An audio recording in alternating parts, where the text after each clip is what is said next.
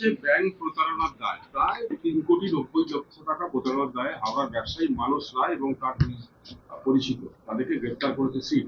উদ্ধার হয়েছে প্রায় 1,55,00,000 টাকা। কি বলবেন? দেখুন, দুর্ভাগ্যজনক যে এই ধরনের লোকজন সমাজে এই ধরনের কাজকর্ম করে বেড়াচ্ছিল। যদি আপনারা ইতিহাস যদি ভালো করে দেখেন তো নিশ্চয়ই খুঁজে পাবেন যে এরা কেউ না কেউ কোনো না কোনোভাবে তৃণমূল আশ্রিত এবং পরিপোষিত হয়ে বড় হয়ে উঠেছে বা বেড়ে উঠেছে। আইন বিরুদ্ধ কাজ তিনি যেই করুন, যে রাজনৈতিক দলের করুন, যে ধর্মের করুন, যে ভাষার করুন, যে জীবিকার করুন, আইনের শাসন প্রতিষ্ঠা করতে মানুষের আশীর্বাদে যে নতুন সরকার পশ্চিমবঙ্গে এসেছে তা তারা বদ্ধপরিকর। সম্মানীয় মুখ্যমন্ত্রী এই বিষয়ে কড়া এবং সজাগ দৃষ্টি রেখে দিয়েছেন।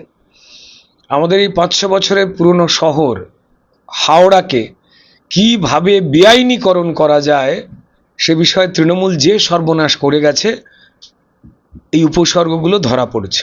দেখা যাচ্ছে যে পালাবদলের পর আপনাদেরই দলের মন্ত্রীকে সম্বর্ধনা দিতে গলায় গেরুয়া উত্তরীয় করে ঘুরে বেড়াচ্ছেন মানুষরা। দেখুন, এই মানস রায় ব্যক্তিটির যেটা হয় তার একটি ব্যাংকোয়েট হল বা হোটেল রাস্তার ওপরে ছিল এবং বিভিন্ন কারণে সেটা অনুষ্ঠান বাড়ি বলুন, বিয়ে বাড়ি বলুন, যে কোনো কাজে ভাড়া দেওয়া হতো। সেটা সম্পূর্ণ অন্যদিক এবং সেই ক্ষেত্রে পরিষ্কার যে কোনো রাজনৈতিক দলের প্রোগ্রাম ওখানেও হতো, সমস্ত কটি রাজনৈতিক দলেরও।